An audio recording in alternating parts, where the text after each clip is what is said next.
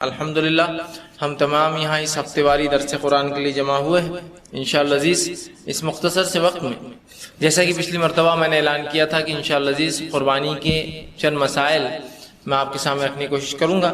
جس طرح سے پچھلی مرتبہ قربانی کی فضیلت اور اسی طرح جو ہے پورا واقعہ ہمیں سیرت ابراہیم علیہ السلام کی شکل میں دیکھا تھا، اور بہت ہی مختصر سے وقت میں اور مختصر سے انداز میں نے ابراہیم علیہ السلام کی مکمل سیرت آپ کے سامنے رکھنے کی بہرحال 1 گھنٹے میں کوشش کی تھی۔ اسی طرح آج بھی جو ہے ہم نے اعلان کیا تھا کہ کچھ مسائل میں رکھوں گا، تاکہ جہاں قربانی اب ہم کرنے والے ہیں یا کچھ دنوں بعد بہرحال عید ہے، تو اسے کچھ مسائل اگر جان لے تو پھر ہمارے لیے بہت آسانی ہوتی ہے کہ ہم جو اس عمل کو بآسانی کر پائیں۔ اور مسائل کا علم انسان کو جو ہے عبادت کے اندر تقویت پیدا کرتا ہے، اس کی عبادتوں میں مضبوطی پیدا کرتا ہے، اور وہ اپنی عبادتوں کو شک اور شبے میں نہیں کرتا ہے بلکہ پختگی اور یقین کے ساتھ کرتا ہے، جس سے اس کا ثواب بھی بڑھ جاتا ہے عبادتوں میں۔ دوسرا، وہ اپنے آپ سے مطمئن بھی ہوتا ہے اس عبادت میں، ورنہ اگر اسے علم نہ ہو مسائل کا تو وہ شک اور شبے میں پورا وقت گزارتا ہے اور عبادتیں بھی شک میں کرتا ہے، نہ ہی عبادتوں کا پورا ثواب پا سکتا ہے اور نہ ہی جو ہے دیگر کام۔ تو بہرحال آج اسی طرح میں جو قربانی کے جو ہے مسائل رکھنے کی کوشش کروں گا۔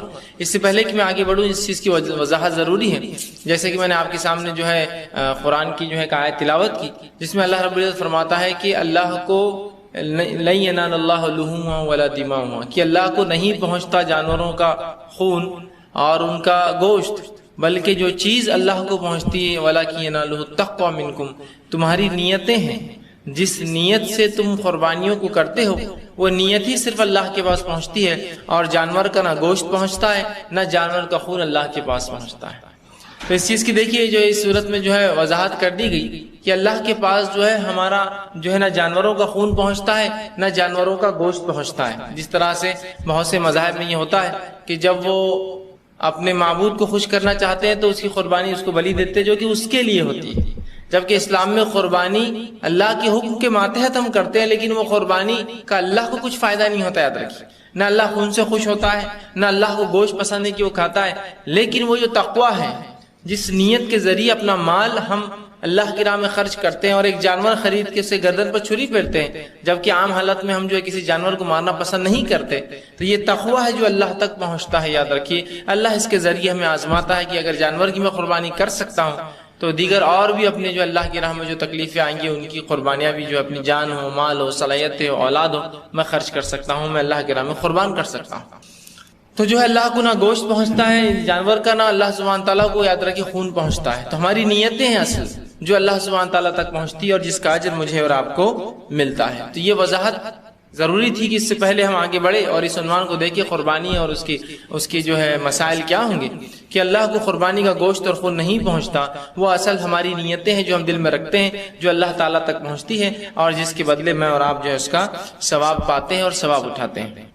اب آئیے چند باتیں اہم جو قربانی کے تعلق سے میں اور آپ یاد رکھیں گے، تاکہ اس سے جو ہے ہمیں جو ہے مسائل کا علم سے جو ہے بہت زیادہ فائدہ ہوتا ہے، اور کچھ بنیادی باتیں ایسی ہوتی ہیں جو مجھے اور آپ کو جاننا بے انتہائی ضروری ہوتی ہے۔ یاد رکھیے ہر معاملے میں ہم کسی پر انحصار نہیں کر سکتے، ڈیپینڈ نہیں ہو سکتے۔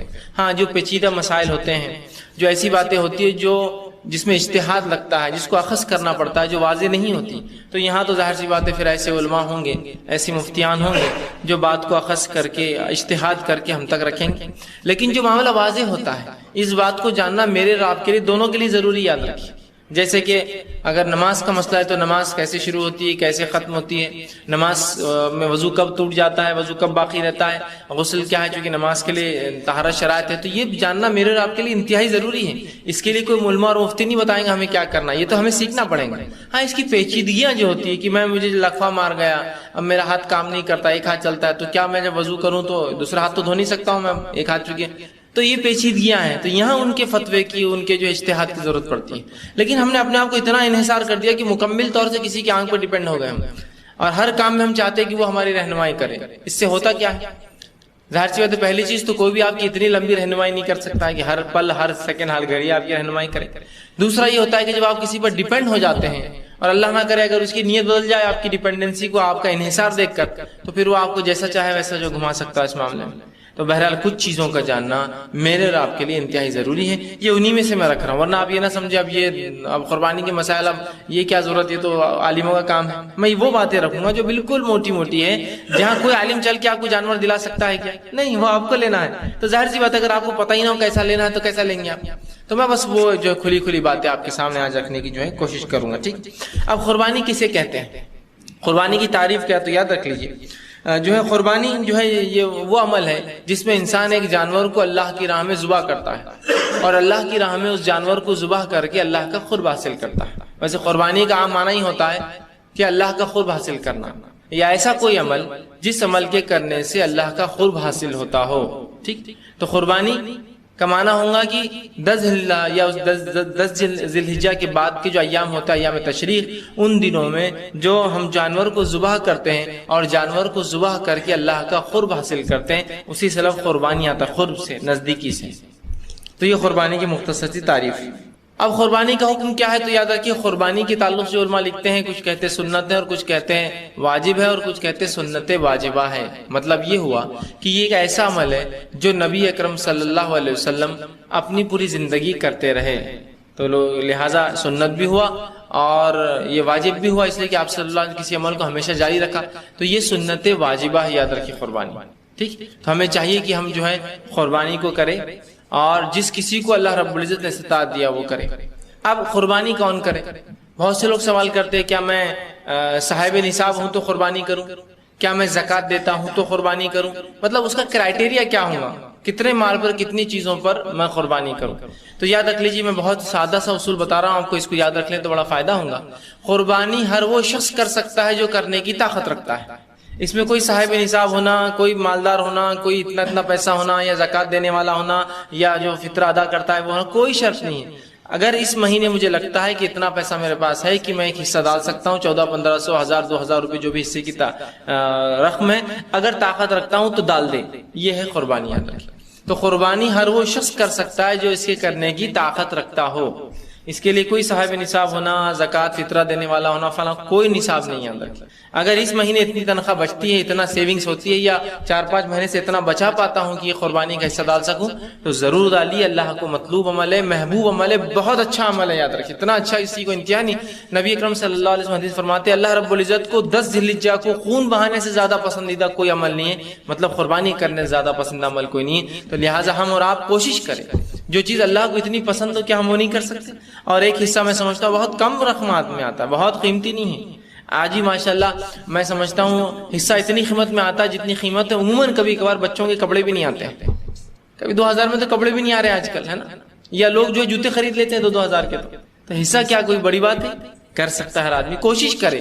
دیکھیے خرچ کرنے کا جذبہ ہو تو سب کچھ ہوتا ہے. اگر میں سوچتا یار یہ میرے سے نہیں ہو سکتا ہے تو آپ کچھ بھی کر لیں گے تو وہ کام نہیں ہو سکتا. جب آپ نفسیاتی طور سے سوچیں کہ میں کر سکتا ہوں تو آپ کر سکتے ہیں. یاد رکھیں. اور جب سوچتے نہیں ہو سکتا ہے اب تو مجھے مانگنا پڑے گا، تو پھر وہ آدمی تو ہاتھ ہی پھیلاتا رہے گا. ٹھیک، تو نفسیاتی طور سے تیار کرے اپنے نفس کو کہ ہمیں قربانی دینا ہے. اور اگر 2-4 مہینے پہلے سے آپ کوشش کریں تو یہ اچھی بات، کتنی اچھی بات. اور اگر آپ زکوٰۃ نہیں دیتے تو پھر تو قربانی ضرور کیجیے، اس لیے کہ میں تو کوئی عبادت مالی کر ہی نہیں رہا ہوں، تو کم از کم کوشش کر کے قربانی کا حصہ تو ڈالوں. تو یاد رکھیے قربانی ہر وہ شخص کرے گا جو رکھنے کی، قربانی کرنے کی طاقت رکھتا ہوگا. ٹھیک، اسی طرح قربانی کی فضیلت کیا ہے؟ آپ صلی اللہ علیہ وسلم سے سوال ہوا قربانی کی فضیلت کیا ہے، اور یہ ترمذی کی روایت حسن درجے کی حدیث. آپ نے فرمایا 10 ذی الحجہ کو جو خون بہانے سے بڑھ کر ابن آدم اللہ تعالیٰ کے ہاں کوئی بہتر عمل نہیں کرتا. مطلب 10 ذی الحجہ کو عید کے دن خون بہانے سے زیادہ پسندیدہ اور محبوب عمل اللہ کو اور کوئی نہیں ہے. پھر فرمایا اللہ کے رسول نے یہ جانور قیامت کے دن اپنے سینگوں اور کھروں اور بالوں سمیت آئیں گے، اور یہ جانور روز قیامت آئیں گے اپنے سینگوں، کھروں اور بالوں سمیت آئیں گے، اور خون کے زمین پر گرنے سے پہلے اللہ تعالیٰ کے یہاں ایک مقام ہوتا ہے، سو تم قربانی خوش دلی سے کرو. جانور کا خون زمین پر گرنے سے پہلے اللہ کے پاس اس قربانی کرنے والوں کا ایک مقام ہوتا ہے. کیا مقام ہوتا ہے یہ اللہ ہی بہتر جانتا ہے، ایک مقام ہوتا ہے. تو لہٰذا تم خوش دلی سے قربانی کرو. یہ نہ ہو کہ تنگ دست دلی ہو کہ چلو اب سب کر رہے تو کرنا ہے، مجبوراً میں کر لیتا ہوں، اور دل میں کجی ہے کہ کیوں میں کر رہا ہوں، کیا اس کا وہ ہے. بلکہ خوش دلی سے قربانی کرنے کا رسول اللہ نے حکم دیا، اور یہ جانور ہم کو جو اجر اور ثواب دیں گے روز قیامت. یاد رکھیے، اور اللہ کو یہ بہت زیادہ عمل محبوب ہے. تو ہم میں سے ہر شخص کوشش کرے کہ وہ ضرور جو ہے اگر اللہ نے طاقت دی تو قربانی کرے. ٹھیک، اسی طرح اب قربانی کی جو ہے حکمت کیا ہوں گی اللہ رب العزت کے پاس؟ تو کئی حکمتیں ہو سکتی ہے اسی قربانی کی۔ ایک یہ ہو سکتی ہے کہ اللہ چاہتا ہے کہ ہم اللہ کے راہ مال خرچ کریں، قربانی ظاہر سی بات ہے مال خرچ کرنے کا ذریعہ ہے۔ دوسرا، جانور کو ذبح کرنا انسان میں ایک جذبہ بھی جگاتا ہے کہ میں جب کسی جانور کا خون اللہ کی راہ میں بہا سکتا ہوں تو اللہ وقت آنے پر تمام تر چیزیں میں تیری راہ میں قربان کر دوں گا۔ ٹھیک، یہ ایک جذبہ ہوتا ہے نا، جذبہ جب انسان جانور پہ چھری پھیر رہا ہے۔ عام حالت میں کسی بھی انسان کا دل کسی جانور کو مارنے کے لیے نہیں ہوتا، یاد رکھیں، ہر آدمی تھوڑا سا بچتا ہی ہے، اور ایک بار سے شکار میں پھر بھی انسان کسی جانور کو مار لے گا، لیکن ذبح کرنا اور تکلیف دہ چیز ہوتی ہے، لیکن وہ ذبح کر رہا ہے۔ تو یہ ذبح کرنا ایک طرح کی حکمت ہے کہ اس ذبح کرنے سے اللہ ہمیں تعلیم دینا چاہتا ہے، سکھانا چاہتا ہے کہ جیسے جانور کی گردن پہ چھری پھیر رہا ہوں جس سے ظاہر سی بات اس کی جان چلی جاتی ہے، تو اسی طرح اللہ اب تیرے راستے میں وقت آیا تو اپنا وقت، اپنا مال، اپنی صلاحیتیں، اپنی نفس اور اپنی تمام تر چیزوں کی میں قربانی دینے کے لیے اللہ میں راضی ہوں۔ تو یہ قربانی کئی طرح کے سبق مسلمانوں کو سکھاتی ہے۔ تو ہم قربانی کا اصل مقصد لے یاد رکھیں، نہ کہ رسمی طور سے اس کو کریں، بلکہ قربانی کا مقصد یہی ہے کہ ہم اللہ کی راہ میں سب کچھ قربان کرنے والے بن جائیں۔ جس طرح سے جب یہ قربانی کی شروعات ہوئی، اس نبی نے جہاں سے یہ شروعات تھی اس نے اپنا سب کچھ اللہ کی راہ میں قربان کر دیا۔ ابراہیم علیہ السلام اپنی جوانی، اپنا وقت، اپنا گھر، اپنے باپ کا گھر، اپنا وطن، اپنا ملک، اپنا شہر، اپنے بیوی، اپنا بچہ، اور جب بچہ بڑا ہوا تو اس کو قربان کرنے کا حکم آیا، اس کے لیے بھی تیار ہے، سب کچھ قربان کر دیا اس نبی نے۔ تو بس وہی یاد ہم تازہ کریں کہ اللہ جس طرح سے ہم جانور کی گردن پہ چھری پھیر رہے ہیں، سب کچھ تیری راہ میں قربان کرنے کے لیے ہم تیار ہیں۔ اگر یہ جذبہ ہو جائے تو دیکھیے ہر سال بقرعید ہم میں کچھ نہ کچھ تبدیلی لائیں گے، یاد رکھیے، ورنہ بقرعید تو کہیں آ کر جاری ہے زندگی میں، کوئی تبدیلی آئی ہماری نفس میں؟ آج تک کوئی تبدیلی نہیں آئی ہے نا۔ یہاں جانور کی گردن پہ چھری پھیر رہے ہیں، قربانی کا جذبہ یہ جگانا چاہ رہی ہے، اور وہاں جھگڑا ہو رہا ہے کہ بازو والے جانور نے میرے جانور کا چارہ کھا لیا۔ اتنی بھی قربانی کا جذبہ نہیں کہ 10 روپے کا چارہ کسی جانور نے کھا لیا تو جانے دو۔ قربانی جو سکھا رہی ہے وہ مقصد کو ہم بھول جا رہے ہیں، تو مقصد کو جب بھول جا رہے ہیں تو خالی ایک رسم ہمارے پاس باقی رہ گئی، ایک رسم رہ گئی کہ بس جانور ذبح کرنا ہے۔ باقی جو اصل جذبہ ہونا چاہیے تھا کہ ہم اللہ کی راہ میں قربان ہونے والے بنے، سب کچھ اپنا قربان کرے۔ ایک مومن بھائی کے لیے تھوڑا سا قربانی کیا ہے، اس کا دھکا لگ گیا، اس کو جو ہے تھوڑا سا وہ ہو گیا، اس کے جانور نے کچھ کھا لیا، اس کے گھر سے مجھے تکلیف ہو گئی، اس کے بچوں دے دو یار، یہ چلتا ہے، اتنا میں جو ہے اللہ کے راہ میں برداشت کر لوں گا، اپنا پڑوسی ہے میرا۔ تو قربانی جو جذبہ سکھانا چاہتی ہے وہ قربان ہونے کا ہے، وہ ایک دوسرے کے لیے عاجزی، انکساری اختیار کرنے کا ہے، اللہ کے راہ میں سب کچھ دینے کا ایک جذبہ پیدا کرتی ہے، یاد رکھیں۔ اگر وہ جذبہ ہم بھول گئے تو قربانی ایک رسم کے علاوہ کوئی فائدہ مجھے اور آپ کو نہیں دینے والی۔ جس طرح سے آج زندگی میں ہم نے 10 20 30 40 50 عید گزار لی اور آج تک ایک ذرہ برابر بھی اس عید نے ہم میں کوئی تبدیلی نہیں لائی، یہ قربانی دینے کا اللہ کی راہ میں، یا اللہ کی راہ میں چلنے سے جو تکلیفیں آتی ہے اس پہ اپنا کچھ قربان کرنے کا جذبہ ہم میں جاگا ہو۔ تو اس عید کو سمجھیے، صرف جانور کو ذبح کرنے کوئی فائدہ نہیں ہے۔ اللہ نے بھی اس کا اعلان کر دیا کہ اللہ کو خون اور جو ہے گوشت کچھ بھی نہیں جاتا جانور کا، اصل نیت جاتی ہے۔ اب اگر نیت بھی درست نہ ہو یا قربانی و مقصد ہی پورا نہ کر پائے تو پھر جانور پر چھری پھیرنا ہی بس ایک رسمی ہوگا، بس ایک جانور کو مارنا، اس کے علاوہ کیا۔ تو کوشش کریں ہم قربانی کریں، دل سے کریں، خوش دلی سے کریں، ٹھیک۔ اسی طرح اب قربانی جو ہے کون کون سے جانور کی ہو سکتی ہے؟ تو دیکھیے قربانی جو ہے بکری یا بھیڑ جس کو کہتے ہیں، ٹھیک، ان کی قربانی ہو سکتی۔ دوسرا جو ہے گائے بیل جس کو ہم کہتے ہیں، گائے، اس کی قربانی ہو سکتی ہے۔ اور تیسرا ہوتا ہے اونٹ، ٹھیک، اور اونٹنی، اور جس کا مذکر ہے اس کے مؤنث، جس کا مؤنث اس کا مذکر بھی اس میں شامل ہے۔ اگر بکرے کی ہو سکتی ہے تو بکری کی بھی ہوتی ہے، اونٹ کی ہوتی ہے تو اونٹنی کی بھی ہوتی ہے، اور بیل کی ہوتی ہے تو گائے کی بھی ہوتی ہے، یاد رکھیں، ٹھیک۔ تو یہ 3 چیزوں کی جو ہے قربانی ہم دے سکتے ہیں، اور 3 قسم کے جنس ہے یہ۔ چھوٹے جانوروں میں بھیڑ بکری، بڑے کے اندر گائے بیل، اور اس کے بعد اونٹ اونٹنی، یاد رکھیں۔ اتنے جانوروں کی ہم جو ہے قربانی دے سکتے ہیں، اور یہ جانوروں کو بہیمۃ الانعام کے نام سے قرآن نے پکارا، اس کو چوپائے کہا جاتا ہے، ٹھیک ٹھیک۔ تو آپ بکرا یا بکری، بھیڑ یا دمبا یا دمبی جس کو ہم کہیں گے، یا بھیڑ کہتے ہیں اس کو ہم عام زبان میں، اسی طرح جو ہے گائے بیل اور اونٹ اور اونٹنی کی قربانی ہم جو ہے دے سکتے ہیں، یاد رکھیے۔ تو ایسا دیکھا جائے تو کل 8 جانور ہوتے ہیں، بھیڑ، ٹھیک، بھیڑ کا مذکر مؤنث، بکری، بکری کا مذکر مؤنث، گائے، گائے کا مذکر مؤنث، اور بیل، معاف کرنا، اونٹ، اونٹ کا مذکر اور مؤنث۔ تو 8 قسم کے جانور ہوتے ہیں، ان کو کہتے ہیں بہیمۃ الانعام، عربی میں چوپائے۔ یہ وہ جانور ہے جن کا کھانا ہم پہ حلال ہے، اور ساتھ میں انہی کی قربانی ہو سکتی ہے، یاد رکھیں، ٹھیک۔ تو یہ 4 جانوروں کی قربانی ہو سکتی ہے۔ اب اس کے لیے کیا چیز ہے جو ہم دیکھیں جانور کو خریدنے سے پہلے کہ وہ ان شرائط پہ اترے کہ ہم اس کی قربانی کر سکتے ہو؟ تو پہلی چیز یاد رکھیے، آپ صلی اللہ علیہ وسلم فرمایا لا تذبحوا الا مسنہ، مت ذبح کرو مگر دانت والا۔ تو یہ پہلی شرط ہے، یاد رکھیے کہ اگر میں جاتا ہوں اور جانور خریدنا چاہتا ہوں تو وہ دانت والا ہو، اس کا کرائٹیریا دانت والا مطلب جانور پیدا ہی دانت کے ساتھ ہوتے ہیں۔ ٹھیک، جو لوگ جانتے ہیں گائے بیل کے تعلق سے ان کو نالج ہے جانوروں کا، ہر جانور پیدا ہی دانتوں کے ساتھ ہوتا ہے۔ تو اب رسول اللہ کیا فرما رہے لا تذبحوا الا مسنہ، مت ذبح کرو مگر دانت والا۔ اس سے مراد یہ ہے کہ مت ذبح کرو مگر وہ جانور جو پیدائش کے بعد، پیدائش کے ساتھ تو دانت آتے ہیں، اس کے بعد جانور کے دانت گر کر پھر نئے دانت آتے ہیں۔ تو مت ذبح کرو مگر دانت والا سے مراد یہ کہ جو جانور اپنے دانت گرا کر پھر سے لاتا ہے، یاد رکھیے۔ ٹھیک، تو دانت گرا کے لانے سے مراد یہ کہ اس کے پہلے دانت، یاد رکھیے سامنے کے دانت جانور گرا کر نئے لاتا ہے، تو اس سے آپ پتا کر سکتے کہ یہ جانور کی عمر کیا ہے، اور اسی سے جو ہے اس کے اعتبار سے آپ کو دانت والا جانور تلاش کرنا ہے، مطلب اس کے دودھ کے دانت جھڑ کر جب نئے دانت آتے ہیں۔ تو بھیڑ اور بکری جو ہے 1 سال سے جب زائد ہو جاتے ہیں تو اپنے دانت گرا کر نئے دانت لاتے ہیں۔ لیکن یاد رکھیے شریعت نے عمر کی قید نہیں لگائی، دانت والا ہونا شرط ہے، سال والا نہیں، دانت والا۔ اب چاہے وہ بکرا اگر 10 سال بھی دانت نہ گرائے تو کیا کرے، اس کی قربانی نہیں ہو سکتی، اس لیے کہ وہ دانت والا نہیں ہے، یاد رکھیے۔ ٹھیک، کہ تو عمر کی قید نہیں، اصل دانت کی قید ہے۔ دوسرا، گائے اور بیل جو ہوتے ہیں یہ 2 سال سے زائد جب ہو جاتے ہیں، تیسرے سال میں داخل ہوتے ہیں، تب دانت گرا کر لاتے ہیں۔ لیکن اگر کوئی بیل 5 سال کا دانت نہ گرائے تو قربانی نہیں ہوگی، اس لیے کہ حدیث میں لا تذبحوا، مت ذبح کرو الا مسنہ، سوائے دانت والے کے، بالکل واضح۔ ٹھیک، اب اسی طرح جو اگر اونٹ ہو تو اونٹ 4 سال سے زائد جب ہوتا ہے تب دانت گرا کے 5ویں سال میں داخل ہوتا ہے تو لاتا ہے، تو 5 سال کا ہو۔ لیکن پھر بھی کوئی کہے یہ اونٹ ہے میرا اور اس کا ڈیٹ آف برتھ جو ہے اتنی ہے اور اس کے حساب سے آج 5 سال کا ہو گیا، لیکن اس کے دانت نہیں گرے، تو کیا آپ لے سکتے ہیں اس کو؟ نہیں، اس لیے کہ دانت والا نہیں۔ پھر چاہے گائے بیل ہو چاہے بھیڑ بکری ہو، دانت والا ضروری، ہاں سوائے بھیڑ کے بچے کے، یا اگر آپ کے پاس طاقت نہ ہو یا آپ کے پاس بکری یا بکرا ملتا ہی نہ ہو، مطلب جانور ہے ہی نہیں، تو رسول اللہ نے ایک صحابی سے فرمایا تھا اگر تجھے کچھ نہ ملے قربانی کو، واقعہ یوں ہوا تھا کہ ایک صحابی رسول نے جب رسول اللہ صلی اللہ علیہ وسلم سے راستے میں عیدگاہ جاتے وقت ملے تو کہا اللہ کے رسول میں نے قربانی کر دی۔ تو کہا تم نے قربانی کر دی؟ تو کہا میں نے سوچا قربانی ذرا جلدی کر کے نماز کو چلو۔ تو رسول اللہ نے کہا اس کی قربانی نہیں ہوتی جس نے نماز سے پہلے قربانی کی، وہ تو عام ذبح ہو گیا، قربانی تو نماز کے بعد ہی ہوتی ہے۔ تو کہا اللہ کے رسول اب کیا کروں، میں نے تو قربان کر دیا اور بس ایک ہی جانور تھا۔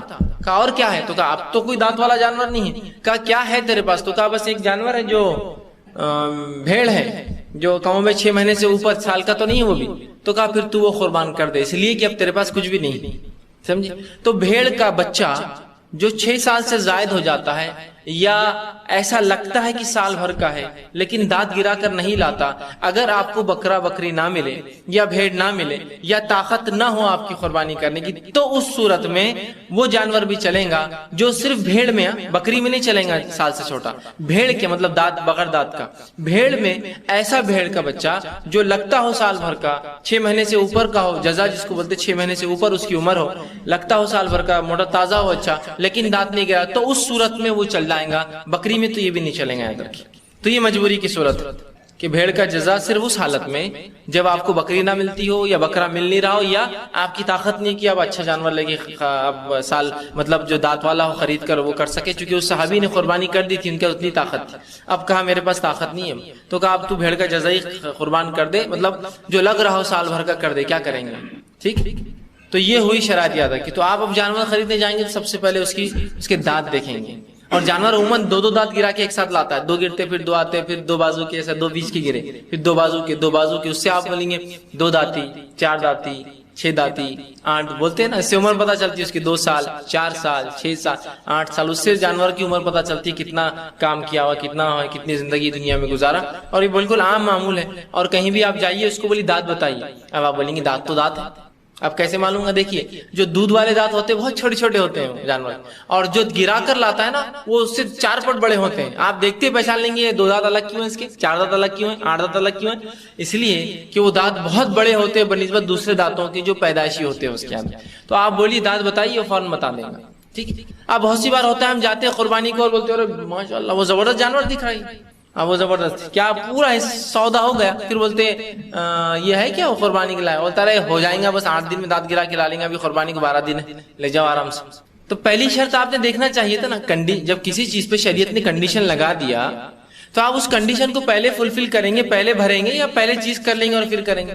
سمپل سی بات ہے. آپ یہاں سے جو ہے کسی جگہ لکھا ہوا ہے کہ ڈسکاؤنٹ، مطلب سیل چل رہی ہے، ڈسکاؤنٹ مل رہا ہے نا، تو ڈسکاؤنٹ مل رہا لکھا ہوا رہتا اپ ٹو 50%، 50% تک. سب پہ نہیں ملیں گا، مطلب کچھ شرائط. پھر ایک تارا ہوتا ہے نیچے لکھا ہوتا ہے کنڈیشن اپلائیڈ، ہے نا. پھر آپ جب جاتے ہیں تو وہاں پتا چلتا ہے 2 جوڑے لینے پر 50% ڈسکاؤنٹ ملتا ہے، 1 پر نہیں، ہے نا.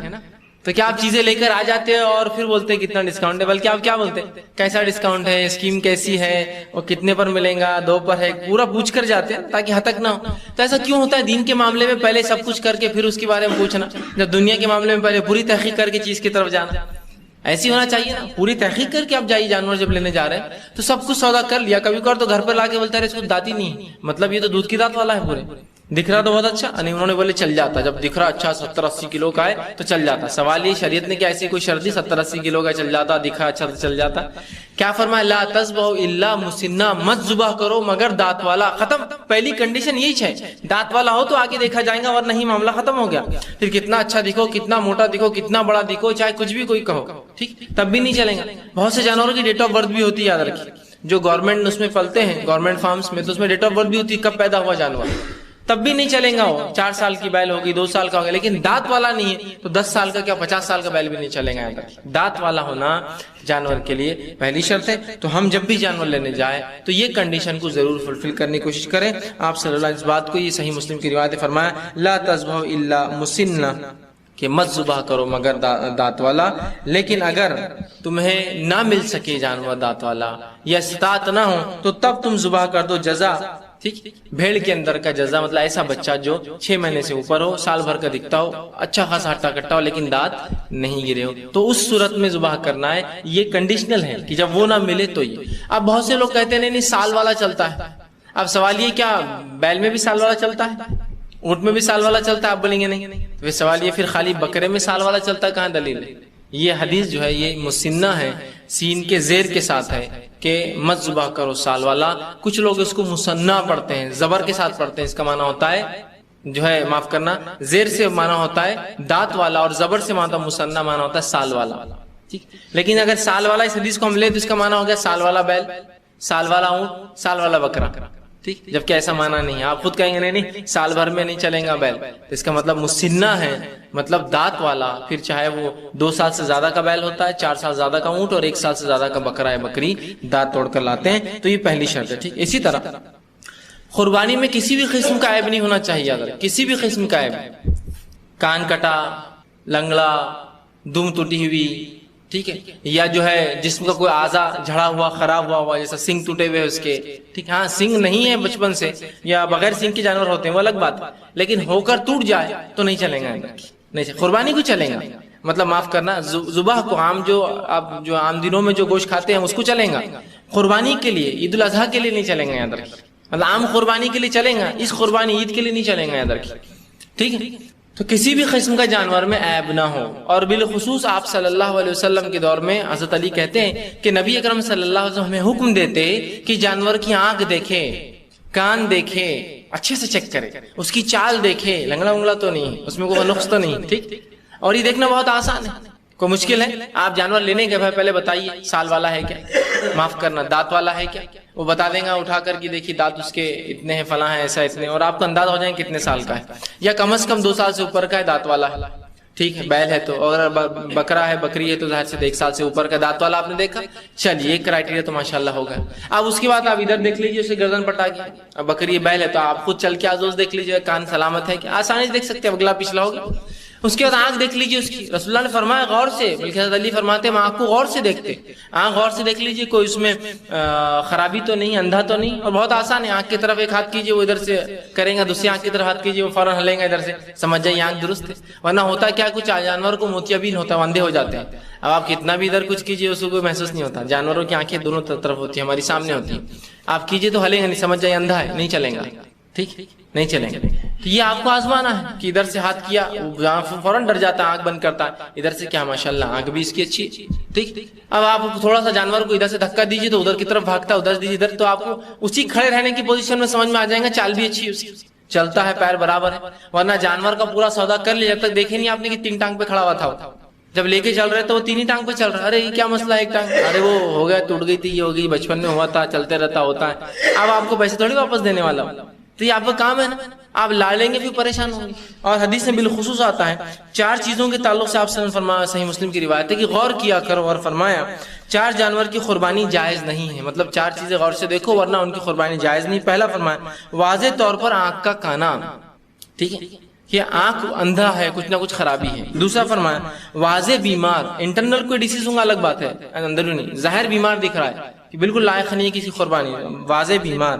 لنگڑا, جس کا لنگڑا پن نمایاں ہو, یہ الگ بات ہے کہ اس کی ہڈی ٹوٹی ہوں گی زندگی میں کبھی لیکن ابھی دکھتی نہیں. لنگڑا جس کا لنگڑا پن نمایاں ہو, تب چلا کے آپ دیکھ لیجیے. اور فرمایا ہو اور کمزور جس میں چربی نہ ہو, ایسا جانور بھی قربانی کو نہیں چلتا. بالکل اس کی صرف ہڈیاں اور تھوڑا سا گوشت دکھتا ہے, کوئی چربی نہیں, کوئی فروا پن نہیں اس کے اندر, ایسا جانور بھی یاد رکھیے اللہ کی راہ میں نہیں چلیں گا. اور جانور کا جو ہے صحت کا اندازہ آپ لگا سکتے ہیں, اس کے جو ہے کمر کے پاس, اس کے پیٹ اور کمر کے بیچ میں ایک ہڈی ہوتی ہے, وہاں کی آپ جلد سے اندازہ لگا سکتے کتنا صحت مند جانور. وہ جتنی باہر ہوں گی مطلب اتنا صحت مند, عموماً وہ باہر نہیں ہوتی ہے, اور جتنی اندر ہے مطلب اتنا کمزور جانور ہے. ہو سکتا ہے پیٹ بڑا ہوگا لیکن اس کی وہ اندر ہوتا ہے, اس سے آپ کو اندازہ ہو سکتا ہے چربی والا جانور ہے, ہٹا کٹا جانور ہے, مضبوط جانور.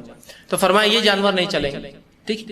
اسی طرح دوسری بات میں آتا کان دیکھ لیا کرو, اس لیے کان کٹا جانور بھی نہیں چلتا, ٹھیک. اب بہت سے لوگ کان میں ڈیزائن بنے ہوتے جانور کی خرید کے لا لیتے ہیں, بولتے وہ تو ایسی بچپن میں پہچان کے لیے بنائے تھے. ٹھیک ہے, آپ اس کو عام دنوں میں قربانی کرو, ذبح کرو, لیکن قربانی عید پر نہیں چلتا ایسا جانور. کان میں سوراخ ہے, کان میں بالی ڈالی ہوئی ہے, کان پہ ڈیزائن ہے نا, نوک بنا دیتے ہیں, پتوں کا ڈیزائن بیچ میں سے کٹا ہوا, دیکھیے جانور کا کان ایسے بنے ہوئے. یہ کوئی بھی جانور قربانی کو نہیں چلتا ہے, عام ذبح کو چلتا ہے, قربانی نہیں ہوتی. یاد رکھیے کان کٹا, دم اس کی ٹوٹی ہوئی, سنگ اس کا ٹوٹا ہوا ہے, آنکھ اس کی خراب ہے, یا کوئی بھی ایسا نقص جو بالکل ظاہر, اتنا بیمار کی بیماری سے اٹھ بھی نہیں سکتا ہے, چربی اس میں ختم ہو چکی ہے, مطلب بالکل, کیوں تو ایسے جانور سستے ملتے ہیں نا, اللہ کو پسند نہیں ایسی قربانی. 4 جانور کی قربانی رسول اللہ میں جائز ہی نہیں ہے, تو ہمیں چاہیے کہ سب دیکھ لیں. ہاں کان کے اندر صرف ایک بات آپ یاد رکھیں کہ کچھ جانوروں کے کان میں ٹیگ ڈالے جاتے ہیں. ہمارے شہروں میں بہرحال اورنگ آباد میں یا اس کے اطراف میں یہ چیز نہیں ملتی ہے, لیکن آپ بمبئی جائیں گے یا ایسے شہروں میں جائیں گے جو میٹروز ہے, تو میٹروز میں جانور گورنمنٹ کے جو ہے اجازت کے بغیر اندر داخل نہیں ہوتے. تو جب وہ اندر آتے ہیں تو ان کو ٹیگ ڈالتے ہیں کان کے اندر, پیلے کلر کے بلے, پلاسٹک کے یا کبھی لوہے کے بلے ہوتے ہیں. عام طور سے آج کل پلاسٹک کے ڈالتے ہیں کہ لوہا یہ سب مہنگا ہے, پلاسٹک کا بلا ہوتا ہے, تو وہ ٹیگ ہوتا ہے, اس کو مشین کے ذریعے جو ایک سٹیپلر ہوتا ہے اس سے مار دیا جاتا ہے ان کے کان, جس سے ان کے کان میں ایک چھوٹا سوراخ ہو جاتا ہے, ٹھیک. تو وہ سوراخ چلے گا اس لیے کہ وہ مجبوری ہے, اس کے بغیر جانور آتے ہی نہیں. یا جس فارم ہاؤس میں جانور پلتے ہیں تو ان فارم ہاؤس میں جانور کی شناخت کے لیے بھی ٹیگ لگائے جاتے ہیں ان کے کانوں پر بلے, اس لیے کہ اور کوئی جسم کا ایسا اعضا نہیں جس پہ وہ ٹیگ لگایا جا سکے, تو ان کے کانوں پہ بچپن میں لگا دیے جاتے ہیں, جس کے ساتھ ہی وہ پلتے اور بڑھتے ہیں. اب جب بکنے مارکیٹ میں آتے ہیں تو کان میں ایک سوراخ ہوتا ہے, تو اگر وہ سوراخ اس ٹیگ کا ہے کہ تو اب ویسے جانور اورنگ آباد میں بھی بہرحال دھیرے دھیرے آ رہے ہیں, اور صرف ملکی نہیں بیرون ملک سے بھی جانور آج کل آ رہے ہیں. دوسرے ممالک بھی اب جانور بنا کر بھیجتے ہیں قربانی کے لیے, دوسرے ممالک میں جہاں مسلمانوں کی تعداد کم ہے, قربانی نہیں ہوتی, وہ ہندوستان بھیجتے ہیں. تو تب ایسے جانور آتے ہیں فارم سے جن کے کانوں پر ٹیگ ہوتے ہیں. تو اگر کسی جانور کے کان پر ٹیگ ہے جس کی وجہ سے سوراخ ہے تو یہ تو جائز ہے, کوئی مسئلہ نہیں, اس لیے کہ یہ مجبوری ہے.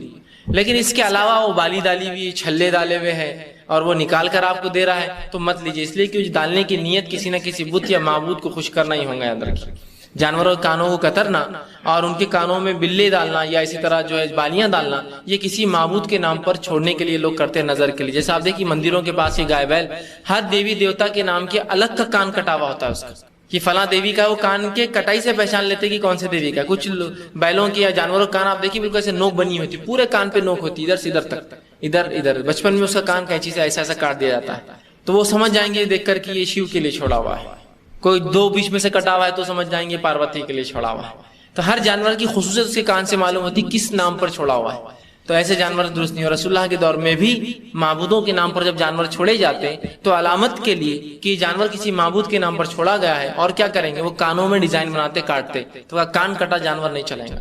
اسی طرح جو بالی جس کو پہنائی جاتی ہے جانور کو بھی نہیں چلیں گے, اس لیے کہ یہ کسی معبود کے لیے کیا جاتا ہے. ہاں وہ اگر ٹیگ ہو تو الگ بات ہے. تو یہ تمام چیزیں ہم کو جانور لیتے وقت یاد رکھیے, دیکھنا پڑیں گا. اسی طرح سینگ ٹوٹا ہوا جانور یا اور کسی بھی قسم کا نقص یاد رکھیے, ایسا جانور اللہ کے راہ میں قربانی کے لیے آپ نہ لیں, ٹھیک. اسی طرح جو ہے آپ صلی اللہ علیہ وسلم نے جو ہے آخری جو قربانی کی اس کے اندر 2 جو ہے آپ نے بھیڑیں ذبح کی, جن کے تعلق سے آتا ہے کہ چت کبری بھیڑیں تھی, مطلب ان میں سفید اور جو ہے کالا رنگ تھا. جس میں ان کی آنکھیں، پیٹ کا ایک حصہ اور پیروں کا نچلا حصہ جو ہے کالا تھا اور باقی وہ سفید تھی، ٹھیک. اور آپ صلی اللہ علیہ وسلم ایسے 2 مینڈے ذبح کیے جو کہ خسی کیے ہوئے تھے. اس سے ایک بات پتا چل گئی کہ مینڈے کی قربانی بھی جو ہے آپ نے پسند کی، بلکہ آپ کرتے تھے. بہت سے علماء لکھتے ہیں کہ افضل بھی ہے.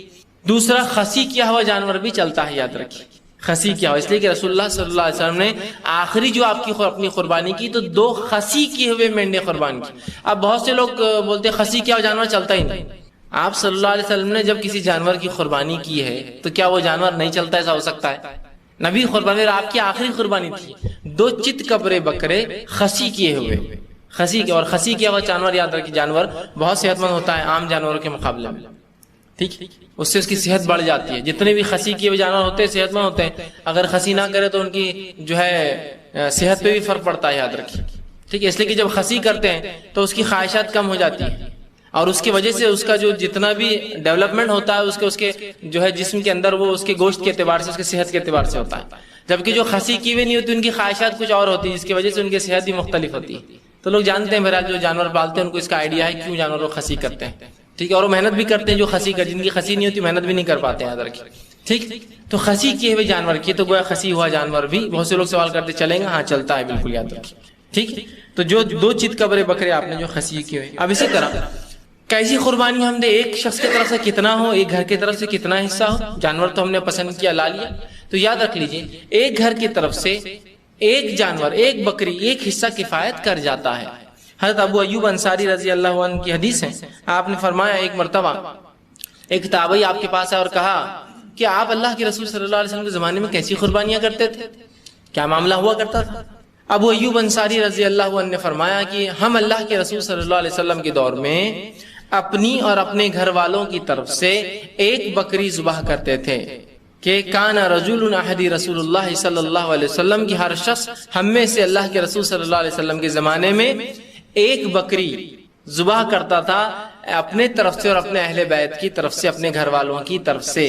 لیکن پھر آپ نے فرمایا آج اللہ نے تم کو مال و دولت دی ہے تو بڑے لگے تم جو ہے ہر آدمی الگ الگ قربانی کر رہا ہے. مطلب چونکہ تابعین کے دور تک اللہ نے مال و دولت کی خوب فراوانی کر دی مسلمانوں کو، تو ہر کوئی ایک ایک جانور کرتا تھا.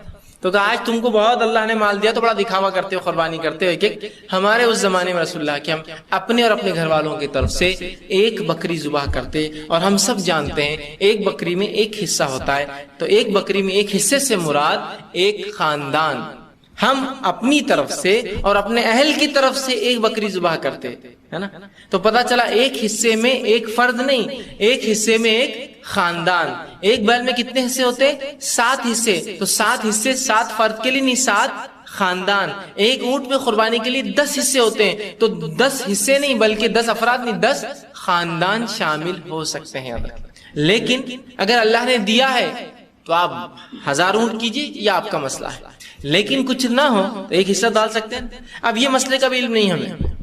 ہوتا یوں ہے کہ اس مسئلے کا علم نہیں ہونے سے کیا پرابلم ہوتی ہے، سب سے بڑا مشکل کیا ہوتی ہے؟ اگر میرے پاس طاقت ہے اور میں چاہتا ہوں کہ میں حصہ ڈالوں تو میں بولتا ہے ابا کیا سوچیں گے، ان کے نام کا حصہ نہیں، امی کیا سوچیں گے، ان کے نام کا حصہ نہیں. دونوں کماتے نہیں، آپ کے ساتھ رہتے. اب تو ظاہر سی بات ہے وہ آپ کے ماتے ہیں اب، تو آپ ضرورت نہیں ان کے الگ حصے کی، آپ کے حصے میں کافی. اور پھر بیوی بولیں گی میرا بھی نہیں ڈالتے، جان کس کا بھی نہیں ڈالتا. جب اللہ طاقت دیں گا ایک بیل لینے کی جب بھی ڈالیں گی، میرا، امی کا، ابا کا، تمہارا، بچوں کا.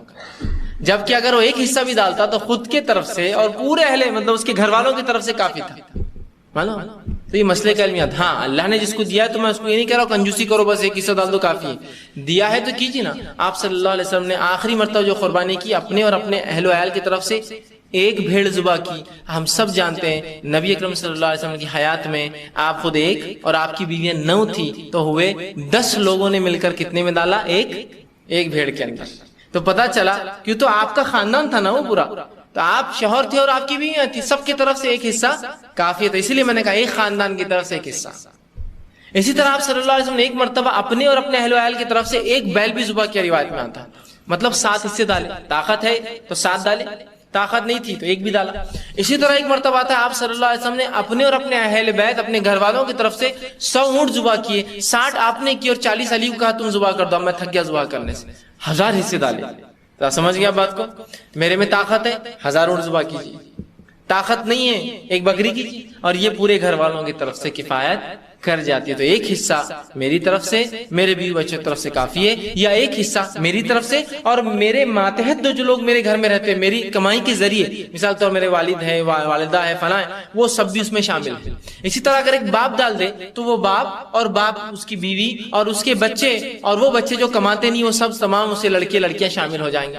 لیکن اگر کوئی آدمی کماتا ہے تو میں کہوں گا پھر وہ اپنا حصہ ڈالے، اللہ نے دیا ہے طاقت تو سب ڈالے، طاقت نہیں ہے تو ایک بھی کافی ہو جاتا ہے، طاقت ہے تو ہر شخص ایک ڈالے، ہر شخص کو طاقت اللہ نے دیا تو ایک ایک بیل ڈالے، اور طاقت دیا تو ایک ایک اونٹ اپنے، اور طاقت دیا 10 بیل کاٹے اپنے طرف سے، لیکن کچھ نہ ہو تو ایک حصہ ضرور ڈالے۔ یہ بات اس لیے کہہ رہا ہوں کہ ایک حصے کا علم نہیں ہونے سے سمجھ، ایک حصہ بولے تو ایک آدمی، ایک حصہ بولے تو ایک خاندان، لیکن اس سے زائد بھی اللہ نے تو 10 ڈالیے، 50 ڈالیے، 1000 ڈالیے، شریعت سے آپ کو مجھے منع نہیں کرتی۔ دوسری بات پتہ چلی کہ ایک بکری میں ایک حصہ ہوتا ہے، ایک خاندان، ایک گائے یا بیل کے اندر 7 حصے ہوتے ہیں، یاد رکھیں، مطلب 7 خاندان، اور اسی طرح جو ہے ایک اونٹ میں 10 حصے ہوتے ہیں، مطلب 10 خاندان۔ ایک سوال اور اہم، یہ لوگ پوچھتے ہیں کیا میت کی طرف سے قربانی چلیں گے؟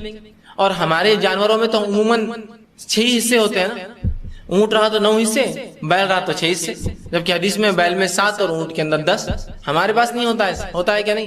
اس لیے کہ ایک حصہ پہلے سے فکس رہتا اللہ کے رسول کا، تو وہ تو چھوڑ ہی دو، اب 6 باقی ہیں، ٹھیک ہے؟ تو یاد رکھیے میت کی طرف سے قربانی نہیں ہوتی، یاد رکھیے، سوائے اس کے کہ مرنے والا وصیت کر جائے کہ میری قربانی کرو، ٹھیک ہے؟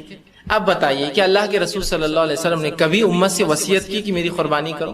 بتائیے، ہے کسی کو ایسی کوئی روایت؟ ہاں آپ نے کی تھی، میرے امت کے لوگوں میرے نام سے حصہ ڈالا کرو، ٹھیک۔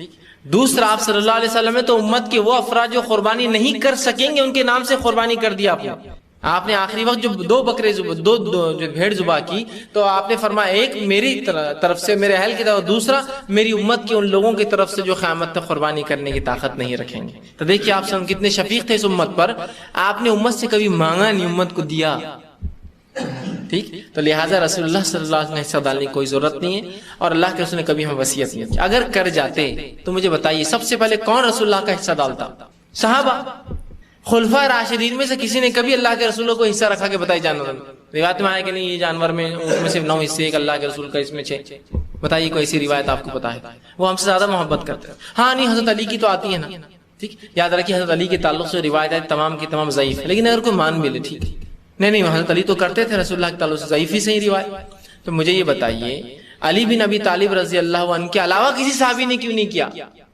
اس لیے کہ حدیث میں الفاظ ہے جو ضعیف روایت ہے، اے علی میری قربانی تم کرتے رہنا۔ تو اسی لیے میں نے کہا میت کی طرف سے قربانی جائز ہے جو وصیت کر کے جائے، بغیر وصیت والا نہیں، وصیت والا۔ اب ابوبکر صدیق رضی اللہ عنہ رسول اللہ کے سسر ہے، کیا آپ نے کبھی قربانی کی؟ ہاں علی کر رہے ہیں، اگر وہ روایت کو لے بھی لیا جائے، صحیح مان بھی لیا جائے، تو سوال یہ کہ ابوبکر صدیق نے کیا؟ جبکہ آپ کے دوست ہے، بچپن کے ساتھی ہے، پوری زندگی ساتھ، ایمان ساتھ لائے، رسول اللہ پر وحی اتری، آپ گھر پہنچے، بتایا، اور پھر اس کے بعد دوسرے آدمی یہی تھے، پورے وقت آپ کے ساتھ رہے، ہر جنگ آپ کے ساتھ کی، ہجرت آپ کے ساتھ کی، کیا کیا نہیں کیا؟ آپ نے کبھی کیا؟ سسر بھی ہے۔ دوسرا عمر ابن خطاب، یہ بھی سسر ہے، کیا انہوں نے کبھی قربانی کی رسول اللہ کے نام کی؟ نہیں۔ عثمان ابن عفان 2 بار داماد بنے، کیا قربانی کی اپنے سسر کے نام سے؟ نہیں۔ تو ظاہر سی بات ہے یہ خاص عمل تھا جو علی بن ابی طالب رضی اللہ عنہ نے کیا، اور وہ بھی رسول اللہ کی وصیت تھی، اس لیے میں نے کہا جو میت وصیت کر جائے اس کا حصہ ڈال سکتے، جو وصیت نہ کرے اس کا ضرورت نہیں ہے، ورنہ اگر ہم ایسا کریں گے تو پھر زندوں کے حصے ختم ہو جائیں گے، میت کی کرنا پڑیں گے۔ آدم علیہ السلام ہے، نوح علیہ آدم نہ ہوتے تو ہم کہاں ہوتے؟ وجود میں کہاں آتے؟ انسانیت ہی نہیں ہوتی، اور پھر دیگر انبیاء علیہ السلام، اور اس کے بعد پھر کیا کیا نہیں، صحابہ ہے، تابعین، اب ایک فہرست لگ جائیں گی نا پھر، اس لیے کہ بہت سے لوگ اپنے میت کی بھی کرتے، دادا پردادا، سوال یہ پھر اس کے اوپر آپ جائیں گے کتنوں کی کریں گے؟ اصل شریعت زندوں کے لیے، مردوں کے لیے نہیں، یاد رکھیے، شریعت زندوں کے لیے آئی، مردوں کے لیے ہے کوئی احکام اس کے اندر کہ مرے بعد ایسے مرو، ایسے اٹھو، وہ تو گیا، ختم ہو گیا وہ معاملہ، اللہ کے ہاتھ میں کیسے مرے گا، کیسے اٹھائے، اصل وہ زندوں کے لیے شریعت ہے، تو لہٰذا ہمیں اپنے ثواب کے لیے کرنا ہے پہلے کام، تو لہٰذا میت کی طرف سے قربانی نہیں ہوتی سوائے اس میت کے جو وصیت کر جائے، ٹھیک، اور ایک گھر کی طرف سے ایک حصہ جو ہے ہمیں جو ہے کافی ہو جاتا ہے پورے گھر کے لیے، ٹھیک۔ قربانی عید کی نماز سے یاد رکھیے بات کرنا چاہیے. عید کی نماز سے پہلے قربانی نہیں ہوتی. آپ صلی اللہ علیہ وسلم نے دیکھا ایک صحابی رسول کو وہ جا رہے تھے, صحیح بخاری کا واقعہ ہے, اور انہوں نے قربانی کر دی تھی. پھر آپ صلی اللہ علیہ وسلم نے جب سنا کہ کیا تم نے قربانی کر دی, تو کہا میں نے کر دی. تو آپ نے فرمایا من ذبح قبل الصلاۃ فانما یذبح لنفسه, جس نے نماز سے پہلے ذبح کیا تو اس نے اپنے نفس کے لیے ذبح کیا, مطلب عام کھانے کے لیے کیا. پھر فرمایا ومن ذبح بعد الصلاۃ فقد تم نسکه واصاب سنت المسلمین, اور جس نے نماز کے بعد قربانی کی وہ جو ہے صحیح اس نے عمل کیا, وہ مسلمانوں کی سنت کو پہنچا, اس نے قربانی کی اور یہ مسلمانوں کی سنت کو پہنچا. تو پتہ چلا ہمیں قربانی نماز کے بعد کرنا ہے, عید کی نماز سے پہلے قربانی نہیں ہوتی. جس نے کر دی اس کا کام ہے کہ وہ اپنی قربانی کو پھر دہرائے, اس لیے کہ اس رسول کو, اس صحابی کو اللہ کے رسول صلی اللہ علیہ وسلم نے دوبارہ جا کر پھر سے قربانی کرنے کا حکم دیا تھا, اور انہوں نے پھر اس بات کو دہرایا. اسی طرح جو ہے کتنے دن تک قربانی ہو سکتی ہے, تو اس کے تعلق سے آپ صلی اللہ علیہ وسلم کی واضح حدیث ہے مسند احمد کی بات, آپ نے فرمایا کل ایام تشریق ذبح, تمام ایام تشریق ذبح کے دن ہے. ٹھیک, تو 10 تاریخ ہوتا ہے وہ یوم النحر ہے. یوم النحر خون بہانے کا دن 10 ذی الحجہ, تو یہ تو ہو گیا یوم النحر 10 تاریخ. ایام تشریق کتنے دن ہوتے ہیں؟ یہ یوم النحر کے بعد 3 دن ہوتے ہیں. تو 10 ذی الحجہ یوم النحر, 11 ذی الحجہ ایام تشریق پہلا دن, 12 ذی الحجہ ایام تشریق دوسرا دن, 13 ذی الحجہ ایام تشریق تیسرا دن. تینوں یہ سب کو ملا لیا دونوں کو تو ہوا یوم النحر 1, ایام تشریق 3, 4 دن قربانی کی جا سکتی ہے. اب بہت سے لوگ بولتے ہیں نہیں وہ 3 ہی دن قربانی ہے عید کا دن, اس لیے کہ ایام تشریق 3 ہے, 10 ذی الحجہ, 11 ذی الحجہ, 12 ذی الحجہ, جبکہ 10 ذی الحجہ تو یوم النحر ہے, ایام تشریق ہے ہی نہیں, عید کا دن ہے. لیکن مان بھی لے تو میں یہ سوال کرتا ہوں, حاجی حج کے لیے جب آپ لوگ جاتے ہیں تو تب ایام تشریق کتنے دن مناتے ہیں وہاں؟ سب بولیں گے 11 ذی الحجہ پہلا, 12 ذی الحجہ دوسرا, 13 ذی الحجہ تیسرا. میرا یہ سوال ہے ہندوستان میں ہے تو 10, 11, 12 ایام تشریق, اور جب حج کے لیے جائے تو پھر 11, 12, 13 ایام تشریق. ایسا کیسا 2 اصول ہو سکتے ہیں؟ حاجی حج ہو گیا تو برابر 11 ایام تشریق پہلا دن, 12 ذی الحجہ ایام تشریق دوسرا دن, 13 ذی الحجہ ایام تشریق تیسرا دن. سوال یہ پھر ہندوستان میں 10, 11, 12 کیسے ہو گئے پھر سے؟ تو یہ یاد رکھیے اپنی منمانی ہے لوگوں کی, شریعت ایسا کسی کی خواہشات پر نہیں چلتی. اللہ کے رسول نے واضح کر دیا ایام تشریق ذبح, اور ایام تشریق کیا ہوتے ہیں؟ یہ ہوتے ہیں 11, 12 اور 13. اور کوئی نہیں 10, 11, 12 ہے. میرا یہ سوال ہے کیا 13 ذی الحجہ کو روزہ رکھا جا سکتا ہے؟ اگر یہ ایام تشریق نہیں ہے تو پھر روزے کا جواز ہونا چاہیے. روزہ سال میں صرف 5 روزے حرام ہیں, 5 ایام کے روزے حرام ہیں. پہلا عید الفطر کا روزہ حرام ہے, بقرعید رمضان عید کا روزہ حرام.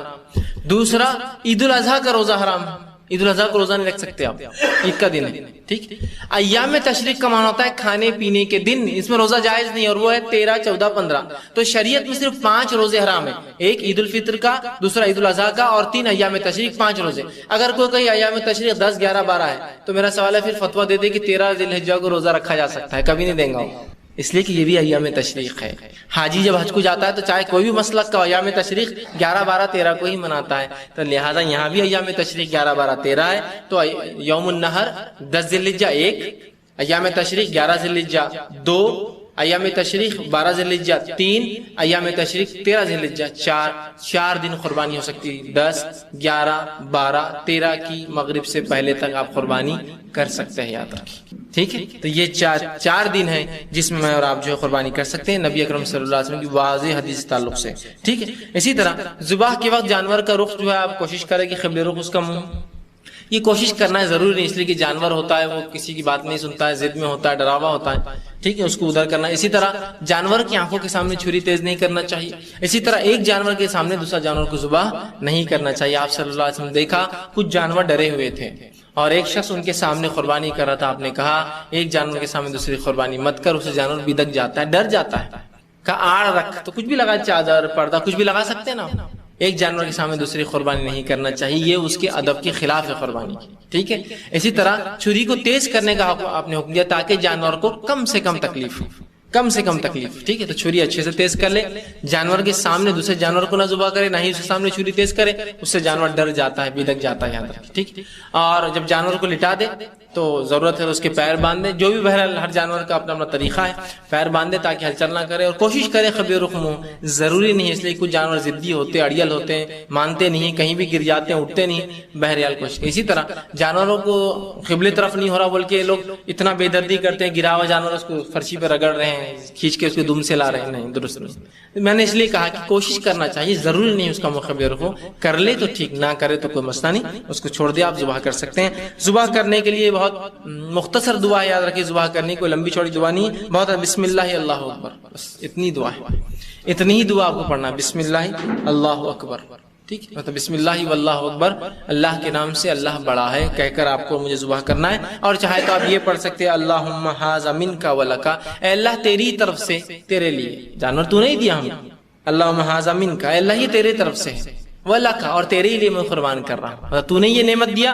میں تیرے راہ میں قربان کر رہا ہوں۔ یا بڑھ سکتے ہیں اب اس کے اندر آپ اضافہ یہ کر سکتے ہیں کہ ایک جانور میں اگر 7 حصے ہیں، بڑا جانور ہے، تو آپ اعلان کر سکتے ہیں کس کس کا حصہ اس میں ہے، میں فلاں بن فلاں، فلاں بن فلاں، فلاں بن فلاں، فلاں بن فلاں، جو ہے نا اللہم ھذا منک ولک، اس میں آپ بول سکتے ہیں اللہ ان کے ان کے ان کی طرف سے تیرے لیے، ٹھیک؟ وہ ہو سکتا ہے، وہ اس میں کوئی غلط نہیں، بہت سے لوگ بولتے پڑھتے کیوں، اب معلوم ہونا نا کس کس کا حصہ ہے تو پڑھ لے تو کوئی حرج نہیں، ویسے اللہ نیتوں کو جانتا ہے، نیتوں کو دیکھ رہا ہے، وہ کافی، پھر بھی کوئی چاہے تو کر سکتا ہے اللہ بسم اللہ اللہ اکبر اتنا کہہ کر آپ کو جانور کو جو ہے ذبح کرنا۔ مستحب تو یہ ہے کہ آپ کا جانور آپ ہی ذبح کریں، ضروری نہیں ہے، لیکن اگر نہ کر سکے تو کسی اور سے بھی آپ جو ہے کروا سکتے، یاد رکھیے، ٹھیک ہے؟ دوسرا کچھ لوگ سوال کرتے ہیں کیا عورتیں قربانی کر سکتی؟ تو ہاں، عورتیں بھی قربانی کر سکتی، جس طرح سے مرد کر سکتے ہیں اسی طرح عورتیں بھی جانور قربان کر سکتی ہے۔ صحابیات سے بہت سے ثابت ہے کہ وہ اپنے جانوروں کو خود قربان کیا کرتی تھی، چونکہ صحابہ جہاد پر ہے، جنگوں میں ہیں، اسلامی سرحدوں پر ہے، مسلمانوں کی حفاظت میں لگے ہیں، تو صحابیات ہی قربانی کرتی تھی گھر پر، تو وہ خود جانور کو ذبح کرتی تھی، یاد رکھیں۔ تو عورتیں بھی جانور کو ذبح کر سکتی، اس میں بھی کوئی بہرحال حرج نہیں ہے، ٹھیک ہے؟ اسی طرح جو ہے قربانی کی گوشت کا ہم کیا کریں؟ تو قربانی گوشت کا جو مستحب طریقہ وہ آپ نے جو فرمایا صحیح بخاری کے کلو، کھاؤ، وَدَّخِرُ، اور کچھ اٹھا کر رکھو اگر رکھنا ہے تو، وَصَدَّقُ، اور صدقہ کرو، یہ مستحب طریقہ، کھاؤ اور صدقہ کرو، اور کچھ اپنے لیے چاہے تو ہم اسٹاک کر کے اٹھا کر رکھ سکتے ہیں، ٹھیک؟ لیکن یہ ضروری نہیں کہ آپ بالکل ہو بہو 3 حصے کریں، کچھ لوگ ہوتے ہیں 3 حصے کرنا، ایک خود کے لیے، ایک رشتہ داروں کے لیے، اور ایک غریبوں کے لیے۔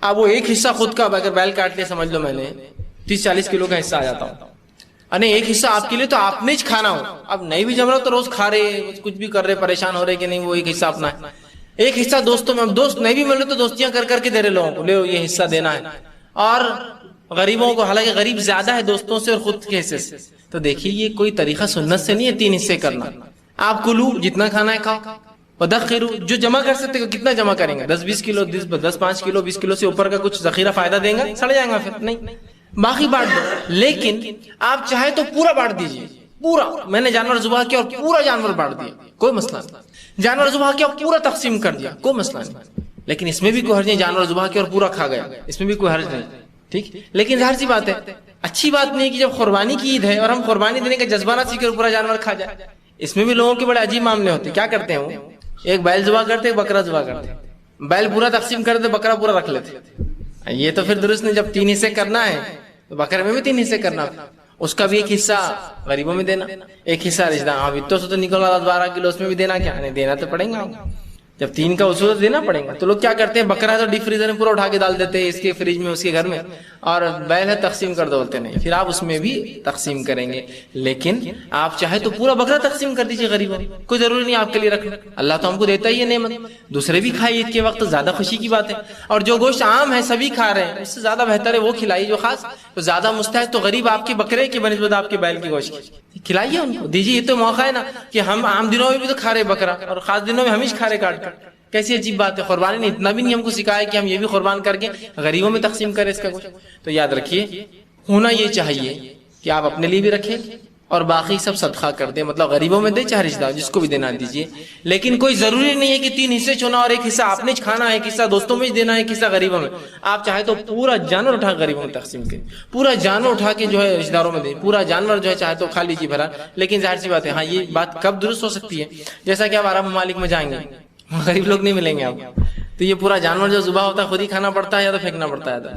قربانی اگر کر لے تو فریزر میں ڈال دینا پڑتا ہے تب اس لیے میں کہہ رہا ہوں پورا کھاتا، ورنہ ہاں آپ چلے جائیں گے قربانی کریں گے، بولے آپ کس کو دوں، کوئی بھی نہیں ملتا آپ کو دینے، اور گھر اتنے دور دور کی 50-50 کلومیٹر پہ رہتے ہیں تو کیا کریں گے؟ انا اعطیناک الکوثر، اے نبی ہم نے بے شک آپ کو خیر کثیر، کوثر، حوض کوثر بہت زیادہ جو ہے اچھائی سے جو ہے نوازا ہے، عطا کیا ہے۔ دوسری آیت میں اللہ نے فرمایا فصل لربک وانحر، تو آپ اپنے رب کی جو ہے بڑائی بیان کیجئے، نماز قائم کیجئے اور قربانی کیجئے، اور نہر خاص طور سے اونٹ کی قربانی کیجئے۔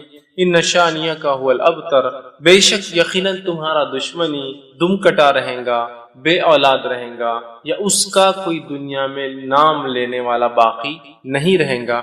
یہ اس آیت کا بہرحال ترجمہ ہے۔ اب آئیے کچھ تفسیر کی طرف اس کے ہم بڑھتے ہیں۔ سورۃ الکوثر یہ قرآن کی 108 نمبر کی سورت ہے، اس میں 3 آیتیں ہیں۔ اللہ رب العزت فرماتا ہے بسم اللہ الرحمن الرحیم۔ صحیح مسلم کی ایک روایت آتی ہے نبی اکرم صلی اللہ علیہ وسلم پہ یہ سورت نازل اور آپ مسجد میں بیٹھے تھے، اسی وجہ سے میں نے کہا اختلاف ہے مکی ہے یا مدنی، کیونکہ اس صحیح مسلم کی روایت میں الفاظ ہے آپ مسجد میں بیٹھے، اور ہم جانتے ہیں مکہ میں کوئی مسجد نہیں، مسجد جو ہے مدینہ میں بنی، سمجھ رہا؟ تو بہرحال اس وجہ سے وہ علماء کا اختلاف ہے کہ مکی ہے مدنی، بہرحال جو بھی ہے صحیح مسلم کے الفاظ ہیں آپ مسجد میں تشریف فرماتے، صحابہ گھیر کر بیٹھے تھے، اور یہ معاملہ سب مدینے میں ہوتا تھا، مکے میں اتنی آزادی نہیں تھی، بہرحال صحابہ گھیر کر بیٹھے، اور اچانک جو ہے آپ پر غشی، وہ جو آپ کی کیفیت وہی جب نازل ہوتی طاری ہوئی، صحابہ خاموش۔ اس کے بعد آپ نے لوگوں سے کہا کہ مجھ پر ابھی ایک سورت نازل ہوئی، بسم اللہ الرحمن الرحیم، انا اعطیناک الکوثر فصل لربک وانحر ان شانیک هو الابتر، آپ نے پڑھ کر سنا۔ اس بات سے مفسرین لکھتے ہیں، علماء لکھتے ہیں، فقہاء لکھتے ہیں کہ بسم اللہ ہر سورت کا حصہ ہے، لیکن نبی اکرم صلی اللہ علیہ وسلم نے فرمایا مجھ پر ابھی ایک سورت نازل ہوئی، بسم اللہ الرحمن الرحیم انا اعطیناک الکوثر۔ تو اسی سے محدثین لکھتے ہیں کہ سورت جو ہے بسم اللہ جو ہے یہ جو ہے اس کی آیت ہے۔ اس بات کو بہرحال چونکہ ایک بات آ گئی ہے تو وہ بھی آپ کے سامنے رکھ دیتا ہوں۔ بسم اللہ کو کوئی آیت مانے یا نہ مانے سورہ کی شروعات میں، بیچ میں نہیں، جیسا کہ سورہ قصص میں بیچ میں بھی آتی ہے وہ آیت، شروعات کے اعتبار سے کوئی اس کو آیت مانے یا نہ مانے، اس کے ماننے اور نہ ماننے سے انسان کافر ہوتا ہے۔ دیگر قرآن کی ایک آیت کا بھی انسان انکار کرے تو وہ کافر ہے، لیکن بسم اللہ میں چونکہ اختلاف ہے کہ یہ آیت مانی جائیں گی یا نہیں مانی جائیں گی، تو لہٰذا اگر اس معاملے میں کوئی بسم اللہ پڑھتا ہے اور کوئی نہیں پڑھتا ہے تو دونوں پہ کسی پہ لعنت ملامت یا اس کو سست یا جو ہے اس طرح سے اس کو غلط یا کافر نہیں کہا جائے۔ ہاں وہ جو قرآن کا حصہ ہے، جیسا کہ سلیمان علیہ السلام نے جو خط لکھا تھا جس کے بارے میں قرآن نے فرمایا انہ من سلیمان ان اللہ الرحمن الرحیم، اور سلیمان نے جو ہے اس رانی کو جس نے اور جس کے قوم نے سورج کی عبادت کو جو ہے سب کچھ سمجھ لیا تھا، اس کو جب خط لکھا تو لکھا انہ من سلیمان، کہ سلیمان نے جب خط لکھا تو کہا بسم اللہ الرحمن الرحیم، اللہ کے نام سے جو بڑا مہربان نہایت رحم والا۔ اس سے پتہ چلتا ہے کسی بھی خط کو کتابت سے پہلے،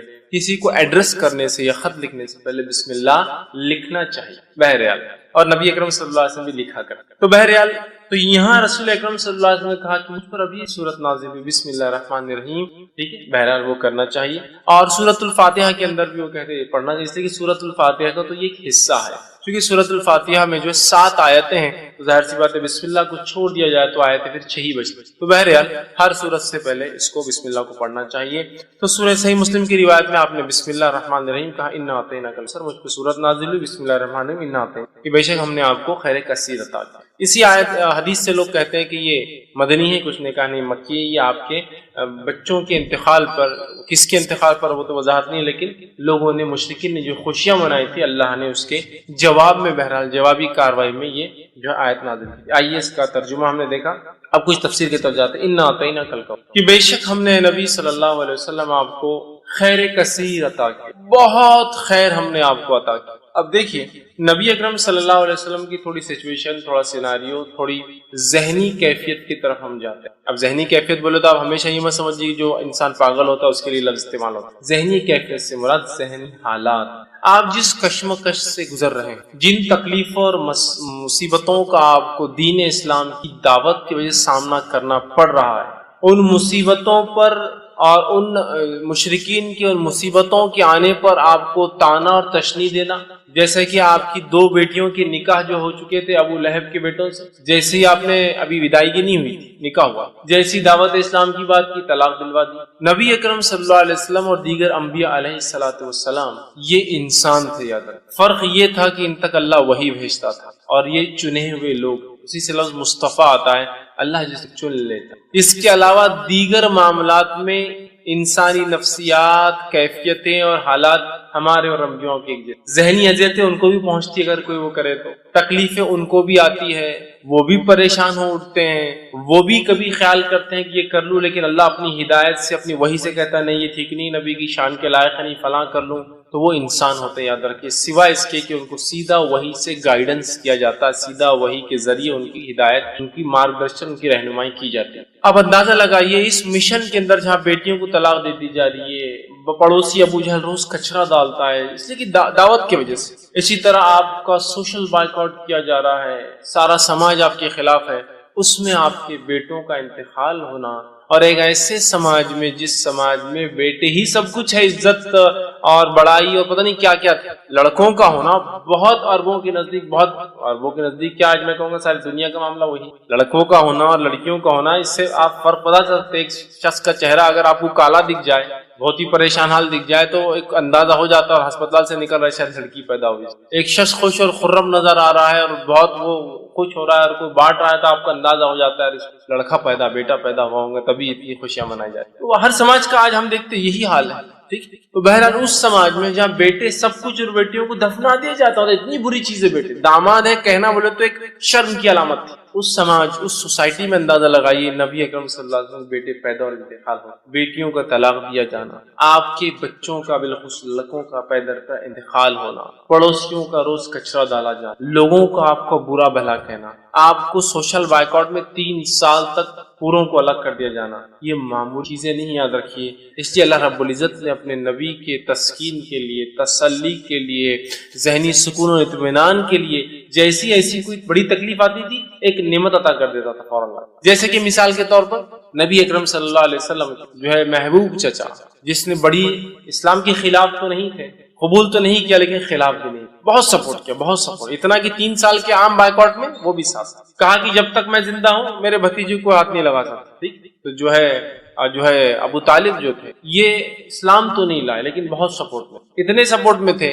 کہ اپنے بیٹے علی سے کہا، جب اللہ کے رسول صلی اللہ علیہ وسلم دعوت دی کہ اے علی جو ہے تم اپنے بھائی جو ہے محمد کی بات، مطلب میرے بھتیجے کی بات، محمد کی بات جو ہے تم ماننا، اس لیے کہ وہ سچ ہے، لیکن سماجی پریشر دیکھیے کیا ہوتا ہے، خود ایمان نہیں لائے، اب اندازہ لگائیے اس، ٹھیک۔ تو جو ہے تکلیف دی جا رہی تھی اس زمانے میں، اس ستم میں انہوں نے آپ کی مدد کی، یہ انتقال کر جاتے، مشرکین جو ہے خوش ہو رہے، اور یہ بات بھی یاد رکھیے بلال رضی اللہ عنہ ایک طرف ہے، اور جو ہے سمیہ رضی اللہ عنہا کو جو شہید کیا جا رہا ہے نا، اور کئی خاندانوں کو جو غلام تھے اور کمزور تھے مالی اعتبار سے، تکلیف جن میں لڑکوں کی، مردوں کی کمی تھی، جو عربوں میں طریقہ دبا دیا جاتا تھا، تکلیف دی جا رہی، اسی سماج، اسی سوسائٹی کے اندر جو ہے ابو طالب کا نبی اکرم صلی اللہ علیہ وسلم کو مدد کرنا یہ بہت بڑی بات تھی، بہت بڑا سپورٹ تھا یہ، اور اتنا بڑا سپورٹ تھا کہ ان تمام کو تکلیف دی جا رہی تھی لیکن رسول اکرم صلی اللہ علیہ وسلم کی طرف کوئی آنکھ بھی ایک عام زبان میں اٹھا کر نہیں، مطلب جو تکلیفیں دوسروں کو پہنچ رہی تھی اس کے مقابلے میں آنکھ بھی اٹھا کر نہیں دیکھا تھا، کیوں؟ اس لیے کہ سب کو پتا تھا کہ ابو طالب لیڈر ہے، ایمان تو نہیں لائے ہیں، محمد صلی اللہ علیہ وسلم کے دین پر تو نہیں ہے، لیکن پورا سپورٹ ہے، ہاتھ تو نہیں لگا سکتے، یہی وجہ تھی کہ ہاتھ نہیں لگایا۔ اور جتنی باتیں آتی ہے کہ آپ کا گلا دبایا گیا، آپ کے اوپر اونٹ کی وجڑی رکھ دی گئی، یہ تمام باتیں ان کے انتقال کی بات، تب تک تو کسی نے ہمت نہیں، یہی وجہ تھی۔ ان کا انتقال ہوتا ہے تو آپ کے ایک یہ ذہنی سپورٹ بھی تھے، چاہتے بڑی محبت تھی، اور والد کے بعد جو ہے، اور دادا کے بعد انہوں نے ہی پالا، والد کا انتقال کر گئے تھے پہلے، دادا نے وہ کیا، اور دادا کا انتقال بھی 6 سال کی عمر میں ہوگا، تب سے لے کر انہوں نے کفالت اور مددگار بھی تھے اسلام کے۔ دوسرا فوراً اس کے بعد جو ہے آپ کی بیوی کا، جو اب تک ایک ہی بیوی تھی آپ خدیجہ رضی اللہ عنہا، ان کا بھی انتقال ہو جاتا، آپ بڑے غمزدہ اور مایوس، ایک طرح سے آپ جو ہے پریشان ہیں، ایک طرف چچا کا سپورٹ جو دین کے لیے مفید تھے، ایک طرف بیوی کا سپورٹ جو گھر سے ایمان والی تھی اور مدد کرتی تھی، پہلے ایمان والی، یاد رکھیں پہلے ایمان لانے والوں میں یہی فرسٹ جو کسی نے اسلام لایا وہ ایک عورت تھی، پہلا جو اسلام کے لیے شہادت دی وہ بھی ایک عورت تھی، بہرحال تو پہلی تھی، آپ غمزدہ ہوئے۔ اللہ نے آپ کو معراج کا معراج اسی وقت ہوئی نا، دونوں کے انتقال کے بعد معراج ہوئی، سفر کرا دیا تاکہ وہ جو غم اور وہ ذہنی تکلیف تھی ہٹ دی، جب غائب کے معاملات آپ دیکھ کر آ گئے تو اللہ ایسے ہی کرتا ہے۔ اب دیکھیں نبی کو تکلیف دی جا رہی ہے، بیٹے کا انتقال ہو گیا، لوگ مذاق اڑا رہے ہیں، ایک آیت آ رہی ہے، ایک سورت آ رہی ہے، غم کی کوئی ضرورت نہیں۔ یہ کہہ رہے ہیں کہ تمہارا لڑکا انتقال کر گیا، تمہارا بیٹا مر گیا، کوئی مسئلہ نہیں، نہ آتا ہی نہ کل کوثر، ہم نے تم کو خیر کثیر عطا کر دیا نا، کیوں تم غم کر رہے ہو چھوٹی موٹی چیزوں پہ دنیا میں جو کھو رہی ہے تم؟ خیر کثیر عطا کر دیا، بہت زیادہ خیر ہم نے آپ کو اے نبی نواز دیا۔ یہ کسی بھی شکل میں ہو سکتا ہے، دنیا کی نعمتوں کی شکل میں، اور ہم نے دیکھا نبی اکرم صلی اللہ علیہ وسلم کی زندگی میں آپ لیڈر کہلائے، آپ نے جو ہے ایک ملک کے آپ سربراہ کہلائے، اور جو جس زمین سے آپ کو بے بس اور بے سہارا اور تکلیف دے کر نکالا گیا تھا، اس زمین پر اللہ رب العزت نے آپ کو ایسے واپس غلبے کے ساتھ لایا کہ جو مشرکین اور جو آپ کے دشمن تھے وہ گھٹنے کے بل آ چکے تھے، جن کے پاس منہ کھولنے کے لیے کوئی چارہ نہیں تھا۔ مطلب اللہ نے ایسا نوازا کہ انسان جس کو 13 سال تکلیف دے کے اپنے شہر سے نکالا گیا، جب واپس اپنے شہر میں آتا ہے تو ایک فاتح کی حیثیت سے، اور آج سب خطر اس کے جو ہے گھٹنوں پر آ جاتے ہیں۔ دیکھیے 10 سال کے اندر اللہ وہ دیتا ہے، یہ بھی خیر کثیر۔ اسی طرح جو ہے دنیا کی نعمتوں کے اعتبار سے جس شخص کو یا جس دین کے لیے قدم رکھنا ممکن نہیں تھا مکہ شہر میں، آج اس دین کی ایک اپنی سلطنت، ایک حکومت اللہ نے آپ کی زندگی میں بنا دی، یہ خیر کثیر۔ اسی طرح دیگر بہت ساری نعمتیں جو نبی اکرم صلی اللہ علیہ وسلم کو جسمانی اعتبار سے، صحت کے اعتبار سے، بیویوں کے اعتبار سے، اولاد میں لڑکیوں کے اعتبار سے دی گئی، اور صحابہ کے اعتبار سے جو ساتھی اور دوست دیے گئے، یہ بھی خیر کثیر اس میں شامل ہے۔ تو کہیں نہ آتا ہی نہ